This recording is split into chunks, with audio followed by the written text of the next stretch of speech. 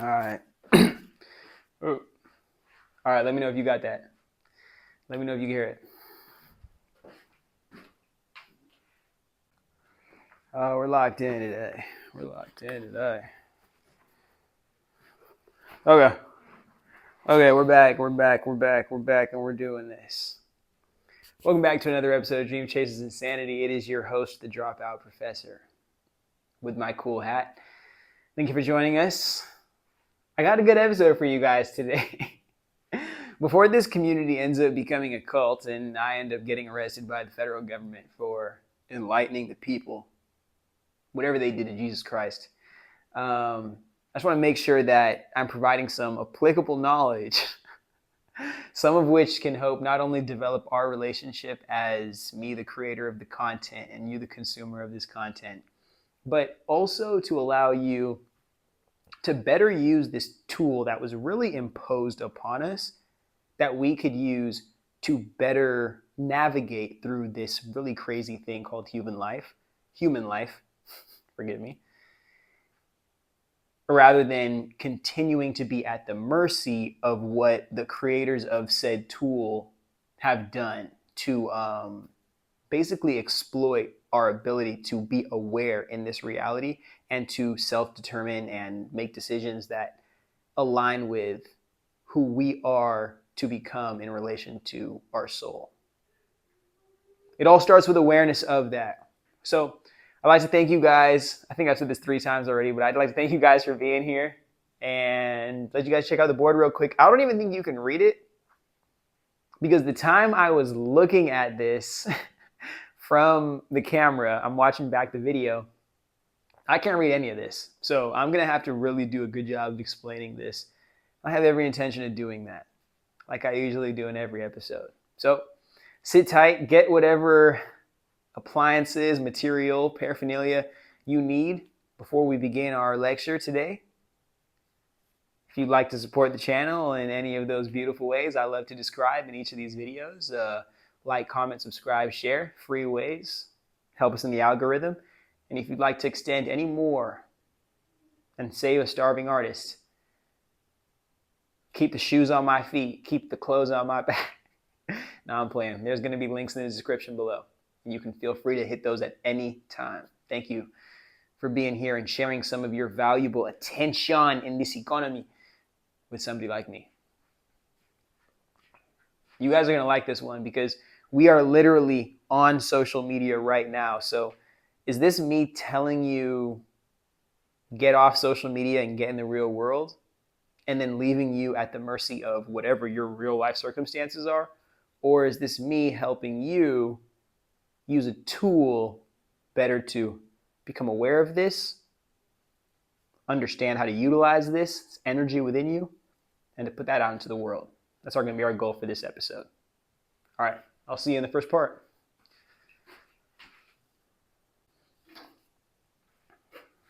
So first, in addressing the topic of this video, auditing your social media to properly detox your subconscious mind, we have to understand what is the value that we're speaking about in this episode. It is your attention, your ability to not only wake up and become aware, but to decide what you do with that awareness, consequentially affecting who you become or what you're able to actualize beneath that awareness. We're going to speak about that process at some point in this video. I don't want to put a tag on it specifically, but we will get deeper into that at some point in the video. First, I just have to get into the backstory and the foundation, and then we'll understand what we could use social media for, the great potential. But let's start off with the attention economy is the subconscious field that we all register to within this matrix, if you want to call it that. I don't want to get too conspiratorial. But in waking up, we submit ourselves to playing this game called society with our awareness. And many of us, especially in this master-slave system that we live in America, We wake up and submit ourselves to society already self-rejecting in hopes of doing something or gaining some kind of validation that's going to allow us to re-accept ourselves after sacrificing everything we are to this society. Mind you, over the generations, marginalized people have not really had the benefit of being able to trust the systems at hand, especially the general, widespread national systems at hand, to be able to compensate or reimburse us for what we give to the system. Usually what we do goes unaccredited, we're exploited, we aren't given an opportunity to be compensated properly. Because what would happen at the end of that, compensating the marginalized people that you have to exploit to create this American dream, they would be able to create their own dream, which wouldn't be a dream, but it would be a reality that they could actually participate in building with each other, for each other, instead of at the mercy of somebody who sells them dreams to exploit their real labor and give them false means of salvation, really through coping mechanisms to dissociate from the fact that they will never be nothing more than a slave codependent to somebody else's salvation. Very existential, I know. Very existential, I know. But I'd like to begin this by speaking about the progression of the attention economy and how it has been seen as a vehicle to exploit the masses by the powerful.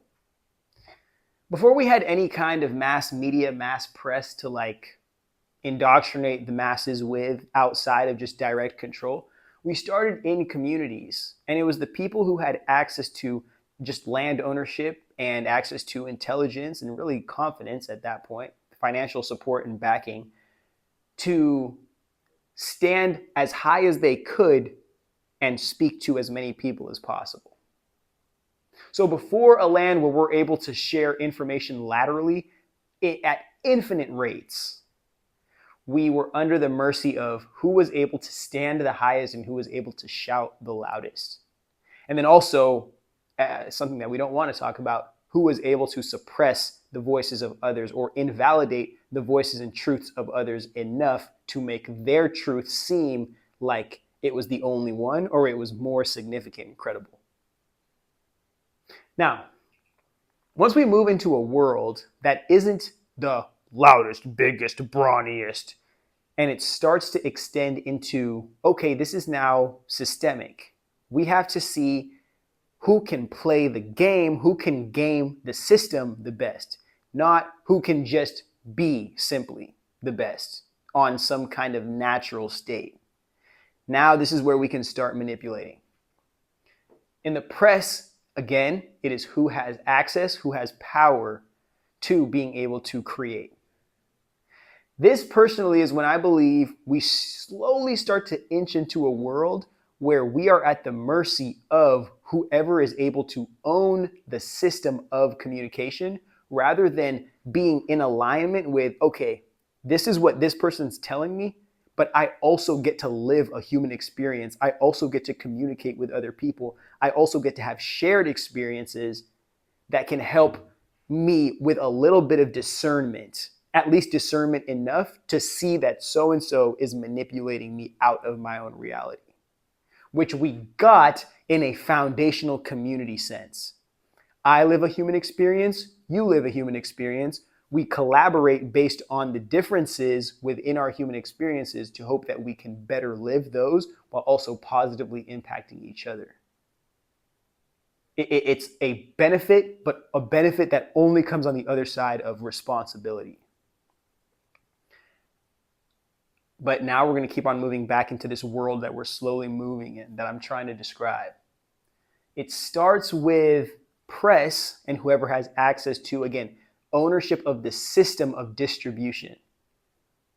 Many of the people in a master-slave society, more people are desperate for jobs and just ability to sustain their individual lives than they are thinking of, oh, I desire to own the biggest press station, the biggest firm, the biggest institution of this, And then I am going to exploit all these people to make as much money as possible. There's very few poor people with enough time and narcissism within them to think on scales like that. But we'll continue to progress. This is just the rich deciding, you know what, we can take an opportunity to make this world more connected, more intelligent, more accessible, and then just profit off of it completely, turn it into a muck cesspool, and then blame the people for all the diseases they contract for this dirty water that they're like forced to exist in now, as a means of hopefully grappling the last bits of like saturated value that exists within there. Most of this video is going to be me attacking like big tech and how the government, our government, has been literally like bent over and just railed for generations at this point by those who have money and power as a means of, I guess, seeing their own selves in history, but forgetting that we would still have a country to live in if the government just protected the well-being of the people rather than constantly selling out to the lobbying and the powers of the rich. But as we continue to progress from press into mass media is when I believe this widespread indoctrination got to its peak. It got to a point where, mind you, I haven't even discussed this, so don't worry about this yet. Follow me through the progression and we'll explain this next, okay? So when we get to mass media, it is to the point where now you aren't only at the mercy of who your paper boys can get the paper to, or who buys your paper because they know the name or they like the writer or they like this article. You're at the mercy of, you're at the mercy of how many networks you can connect to and how many eyes you can get on your agenda, so to speak. Now we've made attention, or we've transitioned the ability to put attention from paper onto screens, and now we can stimulate the mind enough to glue them onto these screens. And if they're spending a lot more time on these screens than reading anything, now we have a lot more opportunity to be able to sell and to push and to market. So the transition to mass media was quick. And again, when paper media stops serving the profits of the shareholders, it ends up being subdued to a lesser role. And then we go all in on this new thing, try to get as much money as we can.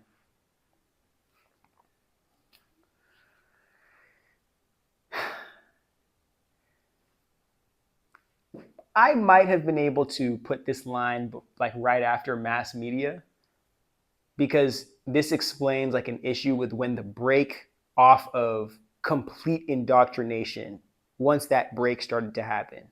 And I do believe it actually came in between the PC personal device age and the mass media television radio age.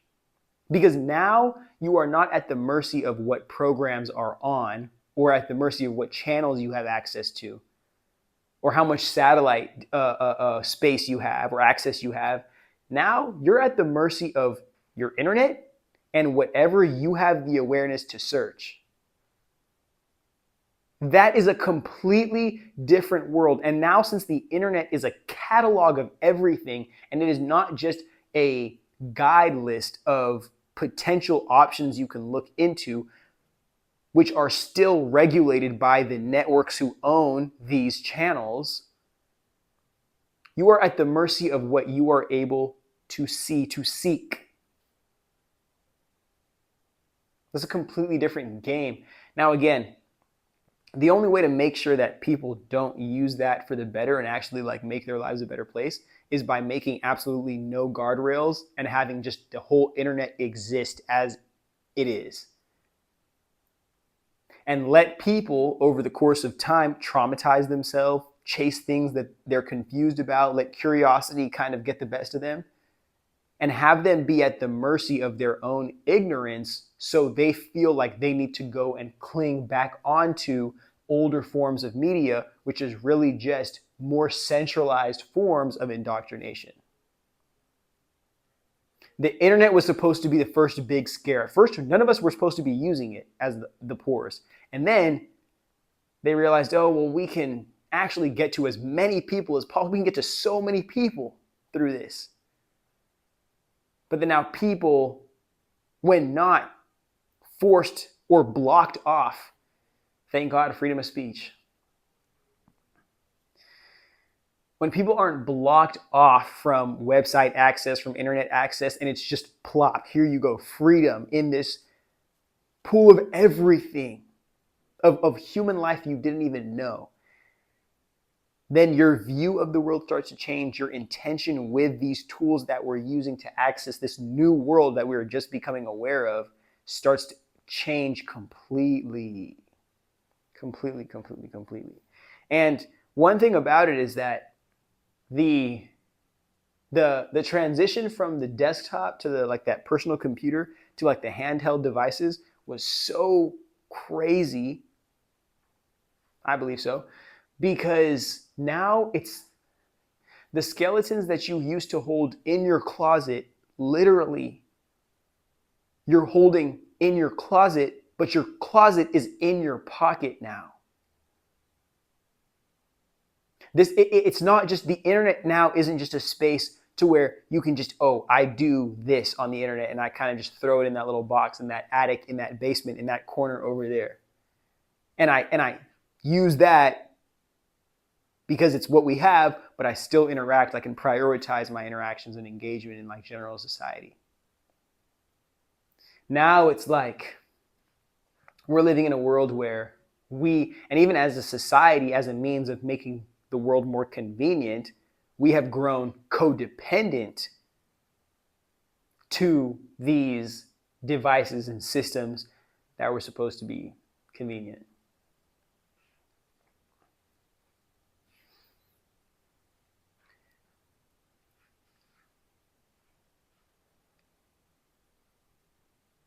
Now, the reason why although it may seem similar, the smartphone and the handheld device and the PC or the desktop, and kind of how they have transformed in this internet age, at least the way that we interact, I want you to understand that when I made the analogy you're kind of carrying the skeletons in your closet in your pocket now, what I'm trying to say is that now your ability to access the widespread, ever-growing nature of the internet is now not just at the mercy of whose computer can I get on to access the internet, which will still be tracked down to IP address, to the website, tracking the history and all that stuff.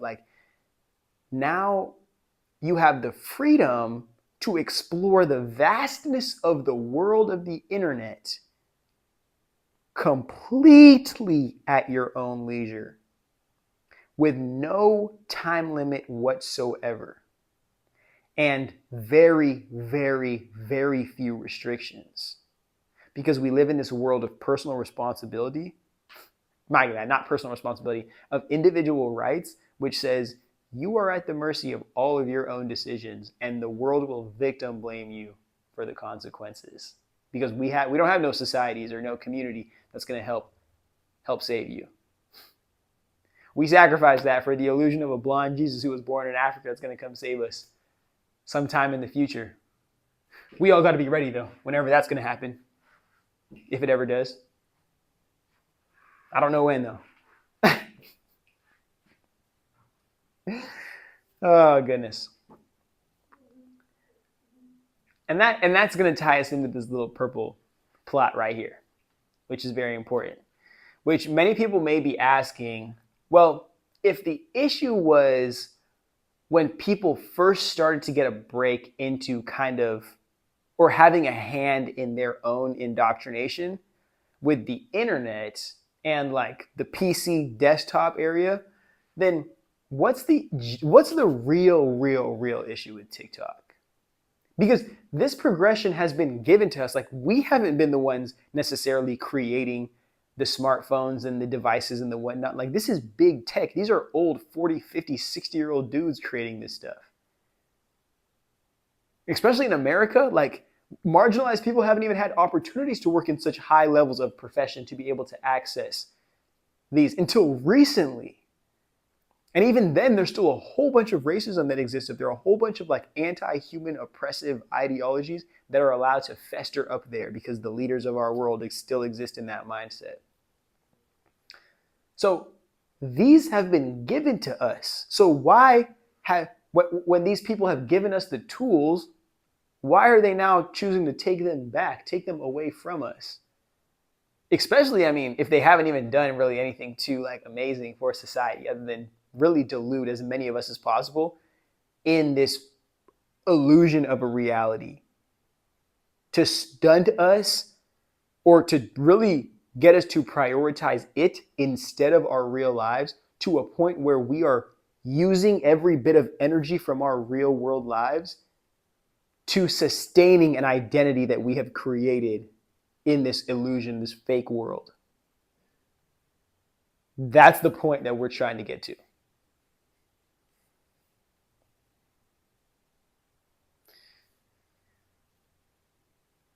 I know I was supposed to explain why TikTok is the problem, but like I really have to hit on that one point, like where we're trying to get to.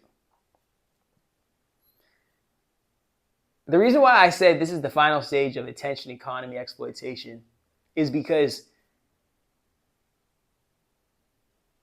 now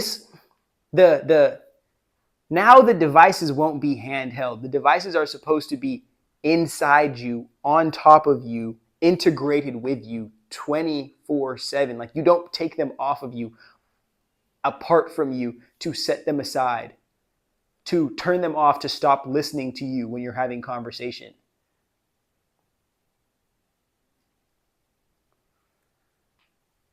The point is complete integration, but it can never serve the development of collective society. It can only serve the powers that be and the very, very, very small, pimple-sized, like blood clot that the wealthy and the ultra wealthy are.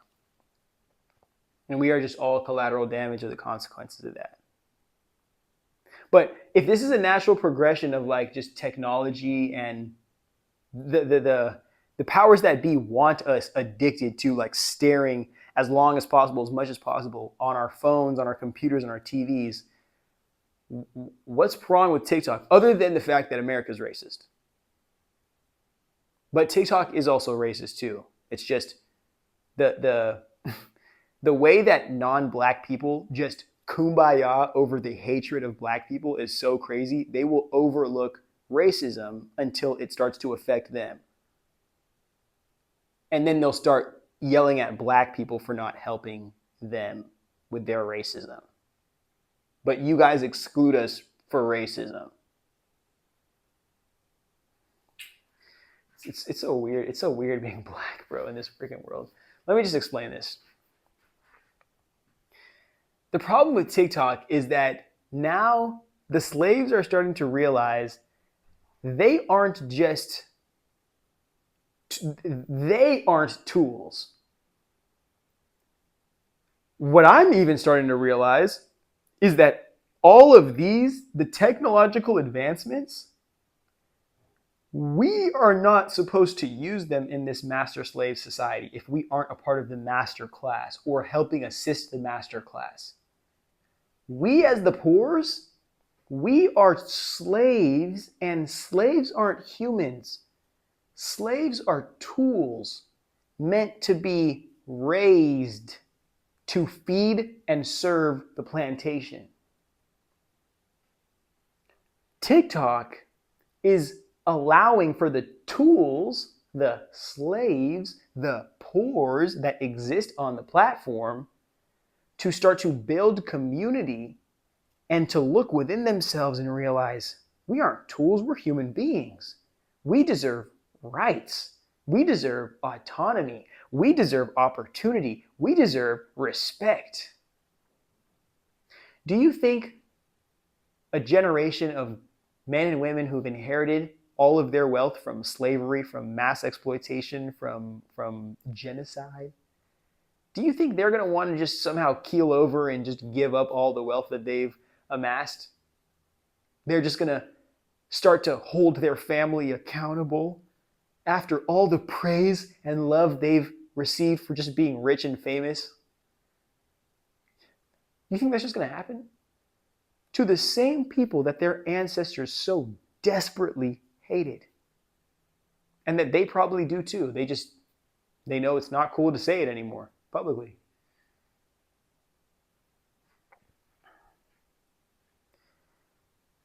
Don't forget this point. The slaves are using a tool to turn themselves from tools into humans, granting themselves their own freedom from the system, using the tools that were actually supposed to make them better slaves to the system. But because the wealthy in our society are so greedy, nothing matters other than getting as much get back and return on investment as possible. They forget that you actually need to care for and maintain the slaves to uphold a society. You can't just run them all dry. That sounds crazy, I'm even saying that, but like, it's literal. Like, I'm starting to think, when they used to tell us like, oh, King Tut in Egypt was like 10 years old, and then, oh, King Henry was like 12 years old when he was ruling. This is what I think our leaders are. Just so overly validated, so yes-manned to the T, that I really think they're 10 and 12-year-olds in here, like critical thinking skills, are below the age of 15 years old. But the power they've inherited, not amassed through responsibility and through real effort and merit, they've inherited, has allowed them to exist as that 10, 11, 12-year-old for just so long. The only time it gets exposed is when we actually have to ask these people what they think about the world and like what they're going to do with their power.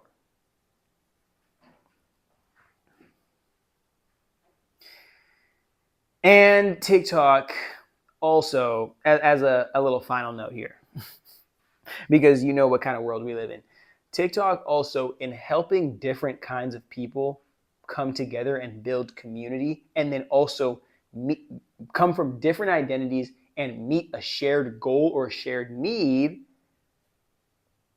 they come to realize that the culture wars that are being projected onto them and that are being given attention and virality, it's all intentional to get us to stop from focusing on why do so few people have so much in this world, and why is that deprivation of life and abundance from the masses the reason why this society is so horrible.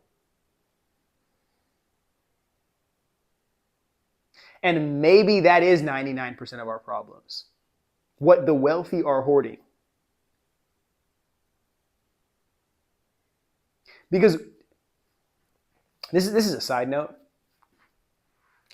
Do you really think, do you genuinely believe the wealthy class of today, who run the world, or at least own enough of the world to run it into the ground like they have right now, do you really think they're smart enough to start a new colonization, or a new colony, a new planet anywhere? It's almost like they just get the poors to fight amongst each other to become these selfish, narcissistic, hyper-competitive monsters that fight to the death so they can use them as tools to either influence the masses or to force the masses or lead the masses into doing something that only serves that few. And after a period of time when the masses don't get served, and we're all hyper codependent onto the few, we literally create a world that nobody wants to live on anymore. Back to the point. I was going to get way too lost saying that. But back to what I'm trying to get to. which is a perfect send-off, honestly. When, and I know I said I was going to explain this too. Don't worry, we're going to get to it. In this codependent society where people are already born self-rejecting, they're born thinking as if, you know what, I need to suppress myself and then go out into the world and beg, claw, scratch for validation from people who are more successful or more valid than me, to hope that maybe they can see me for who I want to see me as, or a version of myself that I can be comfortable accepting finally, instead of me going on that lonely, scary, nasty journey of finally trying to accept myself in a world full of self-rejection. In this codependent society, this inability to self-validate society, communities that are built off of this are built on fear, because nobody can validate the self. So nobody knows who anybody is. The only way they know who the other is because they are also just as confused in their lack of being able to self-validate. But because they've created identities out of that, we call that a cult of identity, because it's a bunch of people who can't self-validate. So they all validate their inability to self-validate together through the identity. Whether it's white women, whether it's Western Christians, whether it's sports fans. There's a difference between sports fans and sports teams.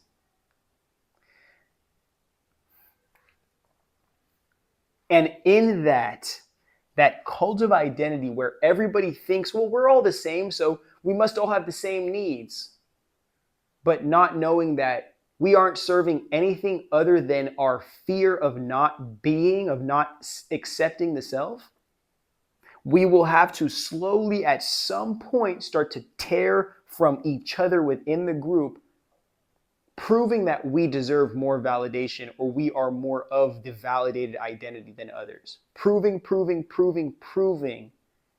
Because fundamentally, we built this community afraid, not being able to validate ourselves, not being able to accept ourselves. We built this seeking the validation of others. And all we created is this giant trauma bond. That's how most of our social media exists today. That's how Instagram loves to exist, and Facebook especially. Hey, we all follow this person because we all want to vicariously live through that person's lifestyle. Hey, we all comment this on this person and we all steal this culture because we want to look cool. We all show up on this page, or we all repost this because we all want to. And we think it's a community because it's a bunch of different people showing up to the same place, but we forget nobody's their own person. Most of the people, if not all the people, are seeking to be validated in their identity or acceptance through this person, through being seen by or being associated by this leader of this group. And that is why I say it's a cult. You get in the comment section on Instagram, you see like it's not a community of people. It's not even the people who follow the person. It's strictly about virality. It's strictly about going viral. And that's what I think a lot of people don't want to understand and don't really want to accept. But, and I'm not saying to get off Instagram either. I'll be telling you at the end of all these videos, if you think I'm cute, you want to have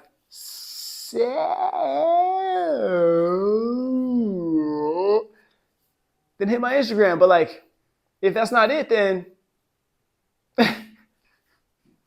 I'm speaking about the implications of Instagram and of how the creator and community relationship is almost strictly a cult of identity. And they don't know how to build off of that. They don't know how to expand from that. They only know how to continue to drive attention or drive revenue by saying, oh, let's culture war.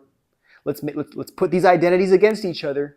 Let's put some FOMO. Let's force people to think that they're not cool enough for not being a part of this identity. And the wealthy get richer and richer and richer and richer and richer. Because it's just new schemes every 3 to 6 months manipulating the poor to think, you know what? because I don't have enough money, I don't have my needs met, I don't have my accommodations, I'm going to go tear that person down because they seem like they're doing better than me. Or they look like they're happier than me, but I don't want them to be, so I'm going to go tear them down. Or I'm going to go shit on them. Or I'm going to go point my finger at them. Or I'm going to go make a false accusation about them. Or I'm going to go people watch. All types of nonsense because it's from the fundamental aspects of not being able to validate the self. Not wanting to see the self and not being able to validate the self.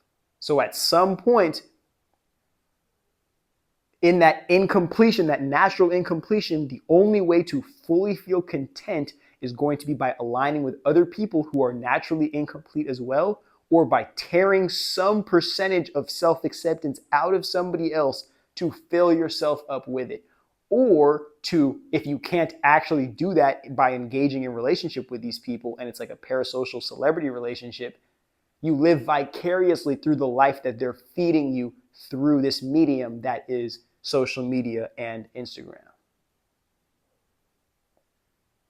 Do you see how all of that was just so important to make sure that we got to that point right there? Like, damn. And the hat be too fly too. I'll be saying the hat's too fly. That's what I'm saying. I think all the good ideas just flow so much better when I'm wearing this freaking conscious cowboy hat. I'm debating whether or not I want to cut this right now or I want to explain this little bottom part. Let me make sure this is still recording. And if it's still recording, I'm going to give you guys that. Oh, perfect. Okay. So I guess since I've given you what I believe traditional social media is, the cult of identity, and like a bastardized creator community relationship, because that relationship is destroyed by the creator and their community finding each other, but the capitalist deciding that there was wealth to be exploited from there, and now turning the creators into cash cows to promote agendas, to sell products, to overproduce for income instead of produce authentically for self-expression. I already have a video about this called Perfect Consumer Syndrome. Go ahead and check that out. But remember, this, especially social media, where this is art. Creating content isn't art. It's just where you see making a film as art. This is a very, very, very, very, very, very, very specific moment, day of that whole entire filming process, which is, again, being a part of the process, it is still the art. But as a non-creative person or as a non-artist, you might not be willing to accept that. You might think this is just something that anybody can do. Putting a video on and recording themselves, which it is, but quality and effectively, I don't think so. Not sure where I was going with that, but I know I had the intention of saying, what do I even believe it a social media that reflects what like a healthy community engagement, how would that even go? So I've given you an example right here where people are entering this social media platform. And I wrote complete self, and I understand you'll never be complete in this world. You will only be accepting of your infinite nature. And in that, in knowing that you are infinite, but you are at the limit of whoever you are right now in the present moment, we as a people understand we are here to give what we have right now, knowing that we will be, or that will return to us, or we will be reciprocated tomorrow. And in doing that, we create culture because we as a people, everybody knows they are abundant. It is not a bunch of individual people thinking, oh my goodness, my needs are so much, I am deserving of stripping from this person. I'm deserving of taking from that person. I'm deserving of owning, exploiting.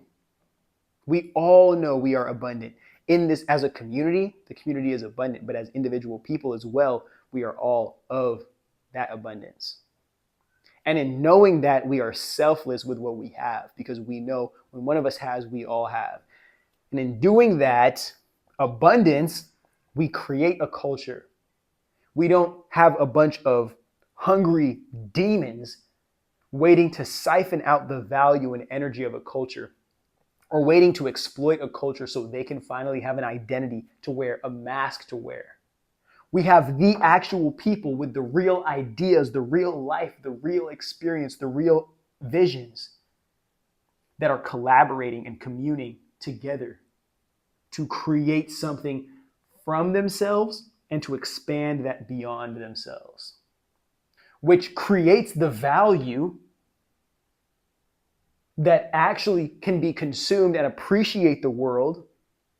But again, what did I say? When the capitalist gets in between that, the capitalist has to drop a bomb called the culture wars on the people, so the people fight each other and end up sacrificing, acquiring all of the wealth and being able to reinvest that wealth back into their communities instead of squandering it all to the capitalist and these illusions of validation and success and wealth that the capitalist always wants to sell us to get us further in debt into his or her game, rather than closer to ourselves, so we can remember, oh my goodness, the whole entire point of this is to get back to center, remember who we are, and then express that every chance we get throughout this life, because it is limited.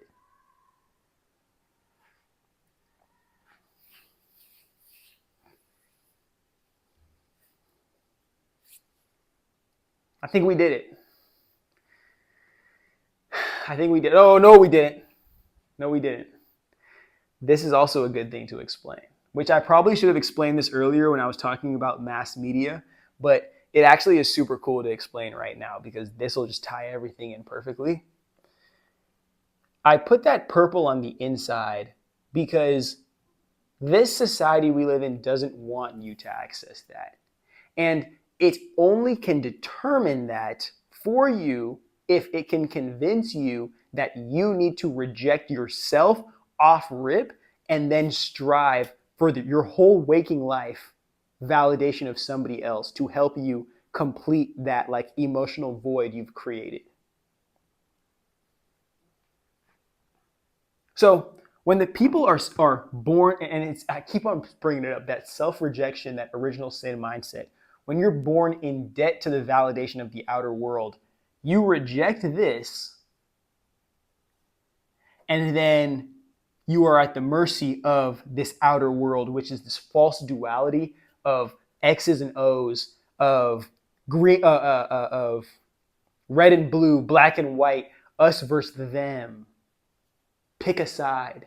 That's the most important thing, especially in a cult of identity or a society that cultivates cults of identity. You have to remember they want you to reject your infinite nature, because at somewhere in here, in all of us, we are all connected to one another. And we all have some relation by humanity or by existence to each other.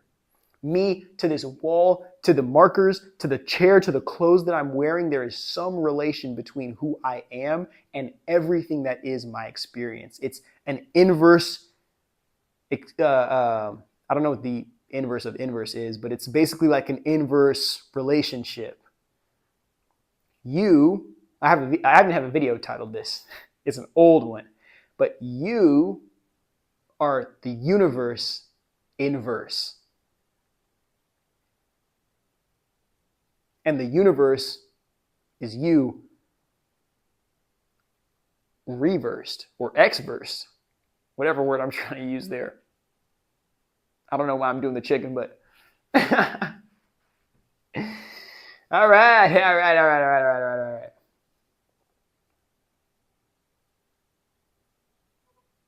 Forgive me, I forgot where I was gonna go. That's the only reason why I'm taking a little bit long. So give me another 5 seconds. My brain's gonna reconfigure, and we'll figure out where we're going. Gotcha. So this world we live in has to convince you that there is constantly two sides at war, and that is also balance. And this is also a reason why I constantly bring up this balance is three. Balance is three. It is not two. Because if you think balance is two, then you're going to think that this back and forth fighting of two, the inability to balance, you're going to think that that is natural. And it is not. It is because these two are held together by the third balance point. That's why I say past, present, future. That's why I say mind, body, soul. That's why I say inner world, mid-world, Midgard, if you want to call it that, and outer world or existential world. Three is the balance. Two is imbalance, and that's what gets you to perpetuate, hey, us versus them, this versus that. Pick your side. Because if you pick a side, the second you pick a side, you're on the wrong side. It's not a matter of even picking right. The second you pick a side, you're choosing to play the game and you're choosing to be the opposition just as much as you're choosing to create the illusion of opposition. Because if the two of you work together instead of automatically off the bat fight each other, if the two of you work together, who becomes the opposition other than your own inner demons and insecurities that would stop you or inhibit you from being able to engage in this collaboration? Think. If you know who you are on the inside and you know there's people who are compatible with me and there's people who are not compatible with me, then you don't have to believe the X's and O's, the this versus that, the good versus evil that is going on in the world. You can decide that for yourself and align with what is good to you. You can align with, create a reality that reflects the goodness within you or allows you to best express the goodness and the greatness that is deep within you, waiting to be put in the right environment, waiting to be shown the right support, waiting to be given the right attention. Much of that will come from you. And that's why, again, self-rejection is rooted in so much, especially of the mainstream spiritual practice, because the only way for the master to convince the slave that they aren't human beings like this, I don't care black or white, the only way the master can convince the slave that he is not human beings like this is if he gets the slave to self-reject and then he makes God in the image of himself.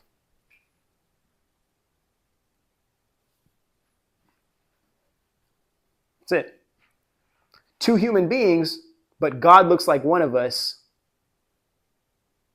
not like the other one.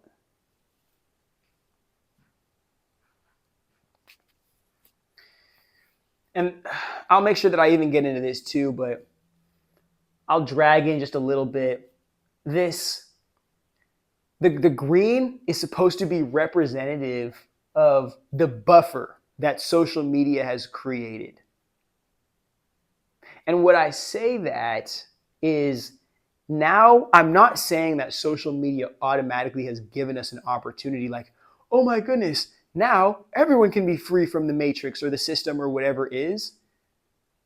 What I'm trying to say is that this has now given us the opportunity to be able to choose ourselves in a world that stretched us completely thin of having access to even knowing that there was a self that we could choose. Is all I'm saying. You guys want me to explain this one too? I'll do it a little quick. The internet is the flame of Prometheus of the modern day. And I know I explained this earlier in the video, saying how like everything changed from like the internet age into this like, or from like the mass press to the internet age. The reason I say this is because, again, the people were given a tool to make the master versus slave society better. There was no intention of this tool being used to help us, the people, actualize our own visions, our own dreams, our own intentions, especially in the country and the system that we live in right now.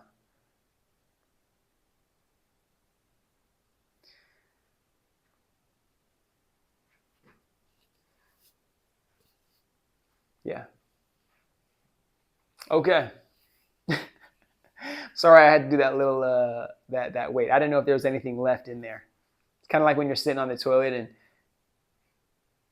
let's get into the final part of this video.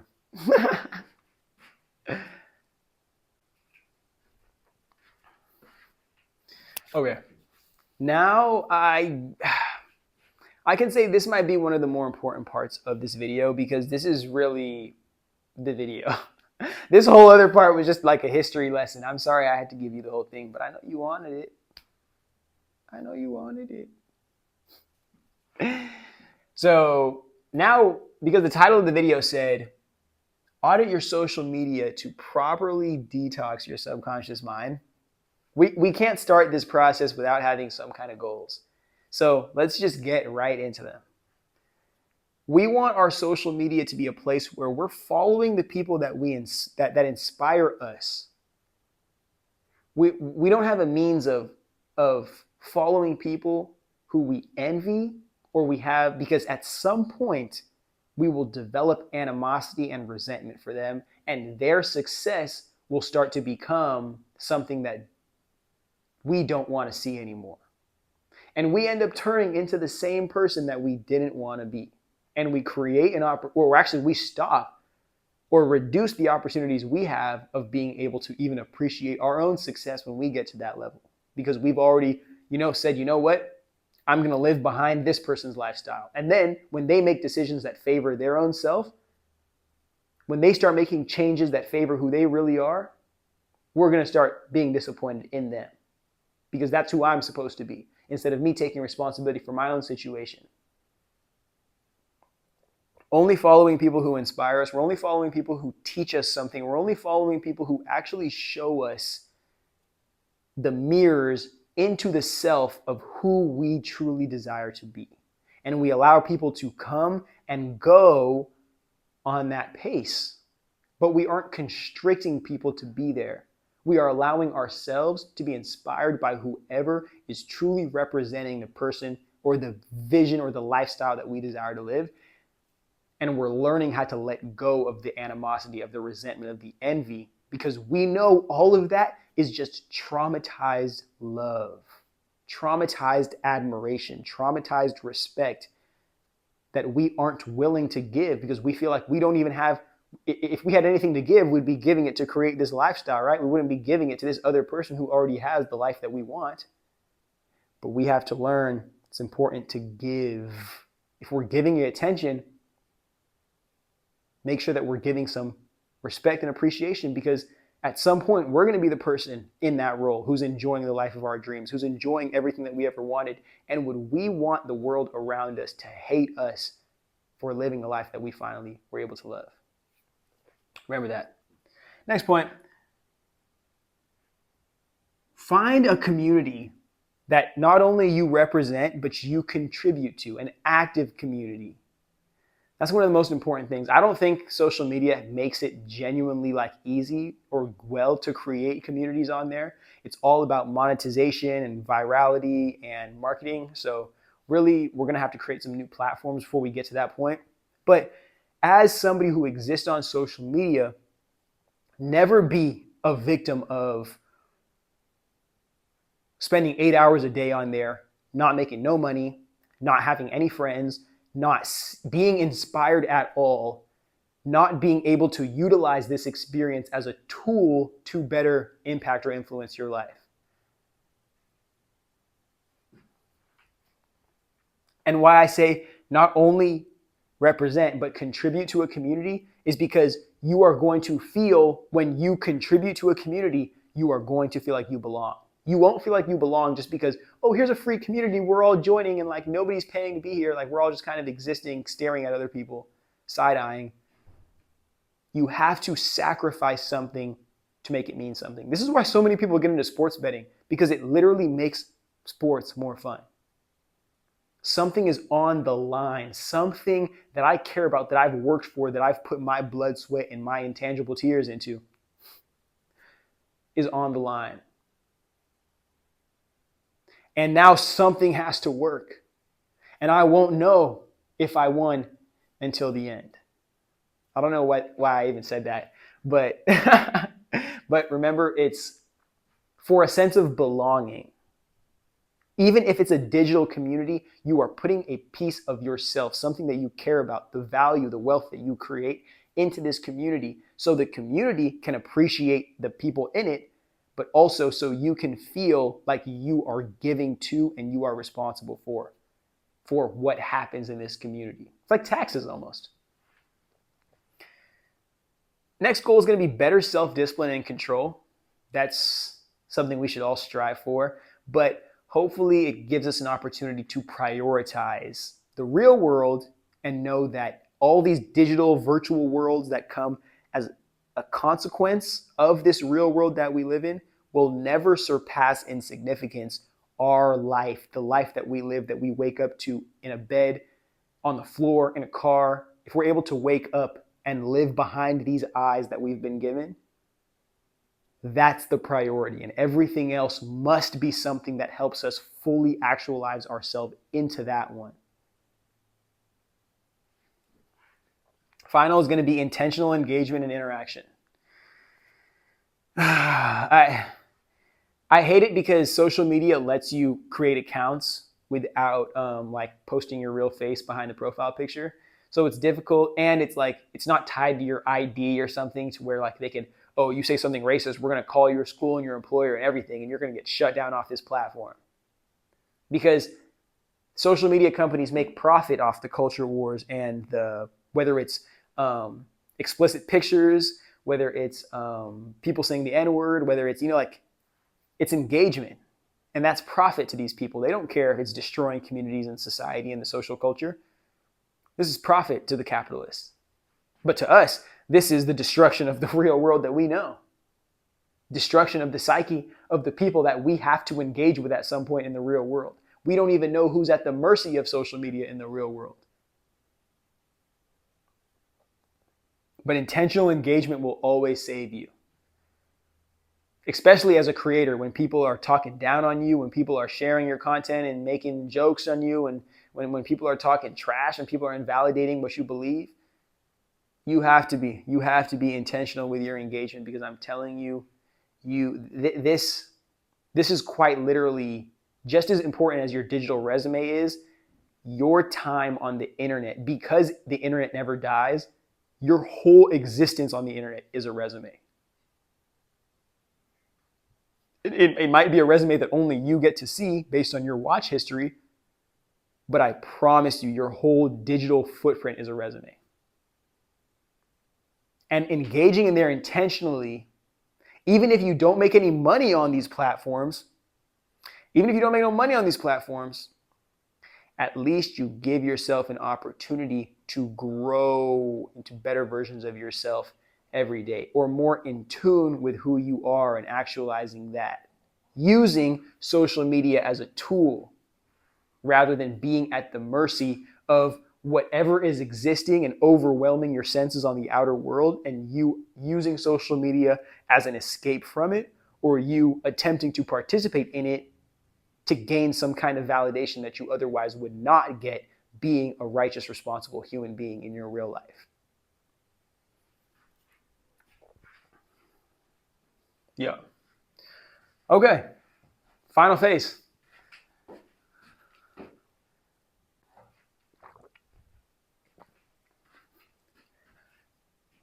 Okay.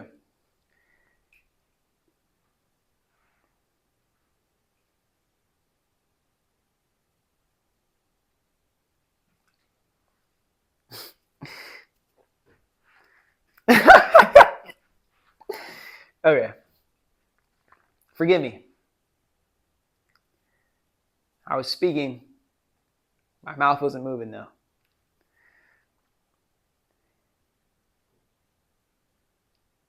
We're going to speak about this whole little bottom section here, initiating the detox or the audit, and then what the process is back to self, and how you can literally just slap this on any kind of traumatic experience you go through to continue to make sure that even if the world might not respect you in the present moment, you always fundamentally have that love and respect for who you are.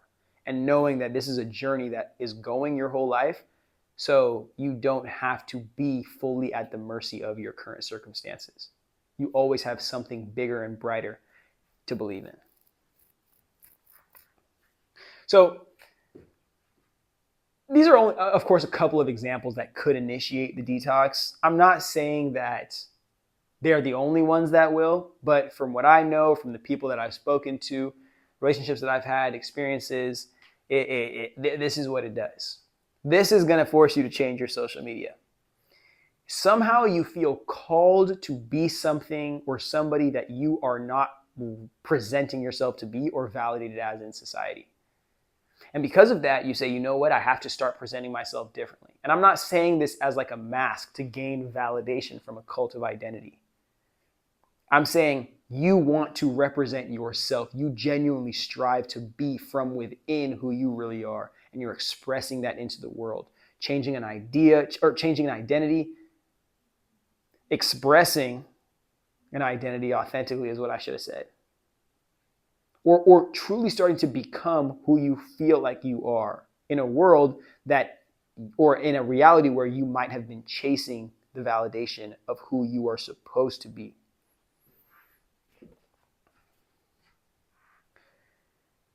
Now, that one is a very specific one too. I want to also make sure I'm saying that not everybody gets the calling. Like, not everybody is just so deeply passionate or in tune with themselves that they can see something like that. Many people are going to have to get walked into this the other way, the back end's way. Challenges or life obstacles. And that for and it could be even like as an extreme sense, like death in the family, that forces you to really reconsider and reconstruct how you view your reality and know, okay, I need to change priorities. Some of this stuff isn't serving me anymore. Some of this stuff isn't working for me anymore. And because of that, we need to detox. We need to audit. I'm living in a world where I am just backseat driving the real world that everybody else is living, even if it's fake. But the real world everyone else is living, and I'm just feeling so much anger and resentment and frustration that it's like I'm becoming a consequence of my negative emotions instead of like being inspired to like do what I need to do to live the life that I feel super comfortable just shamelessly sharing on the internet.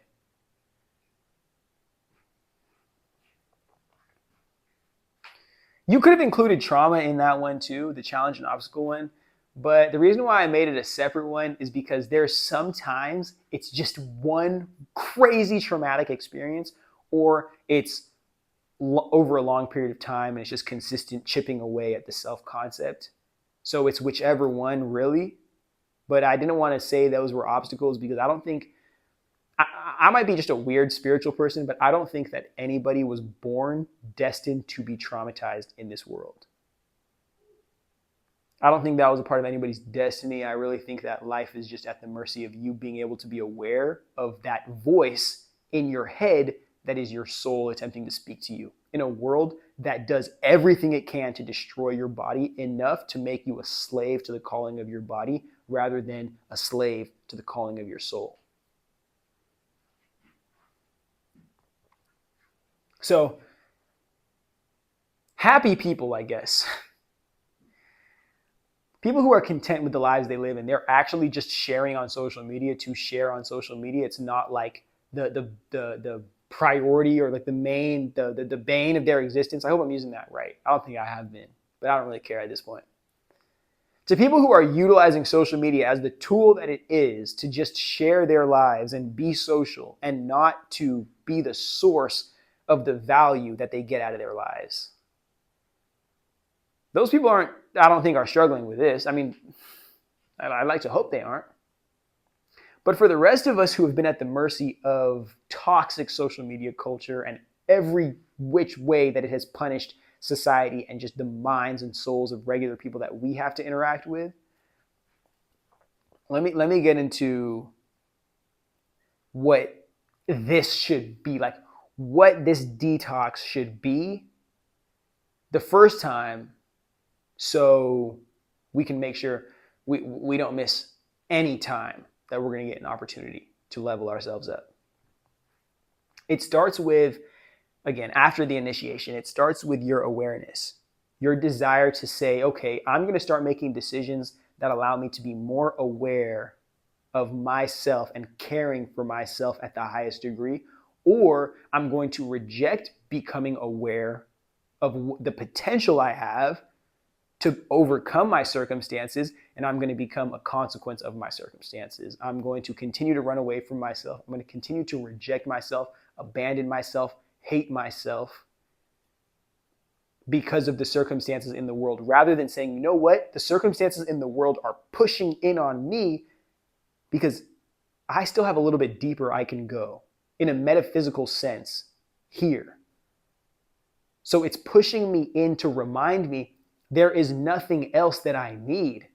The only thing that I need is the self, to be squeezed so tight to realize there is nothing else that, not that matters, but there's no other tool greater than the one that I am, because I am.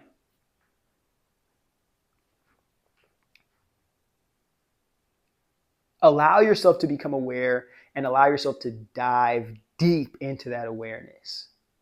Knowing you are infinite, you are beyond all of the challenges you will face, so you always have that to rely on.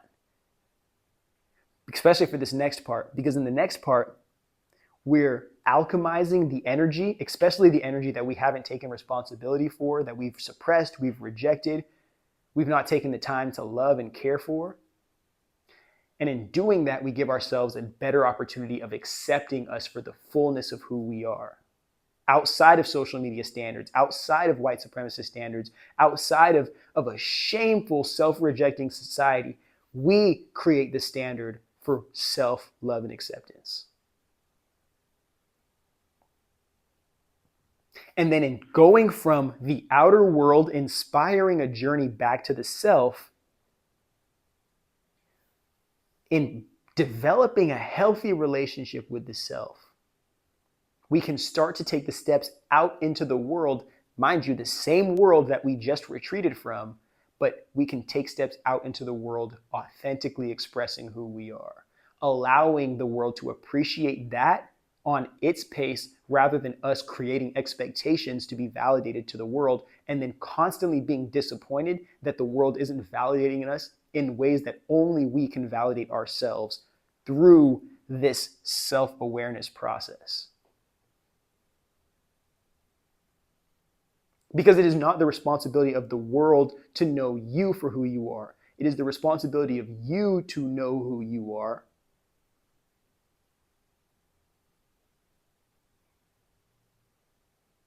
I forgot what I was going to say right there, but I'm going to find something cool. It is the responsibility of you to know who you are, and then you decide how much of the world gets to see, gets to appreciate, gets to value from you. But again, just as much as you take it upon yourself to know and to actualize everything that you are, you also have to give the world the opportunity to decide whether or not they accept or reject that. And that process, in knowing that there's always a self to go back to, there's always a self to dig into, in knowing that there's always a foundation, a home within, there isn't an amount of self-rejection you can do other than yourself. There's literally no amount of self-rejection you can do that will complete you, because it'll always be a response of not being able to accept the self. It won't be just an inspiration of self-rejection. It'll be, because I can't accept myself, I respond by rejecting myself. And then aligning with other people who also reject themselves. And then falling victim to the indoctrination of a world that doesn't allow me to accept myself and know and see where I'm being sold lies. And I'm being indoctrinated into becoming a tool of a machine that only serves 1% of people on a land that those people don't even come from.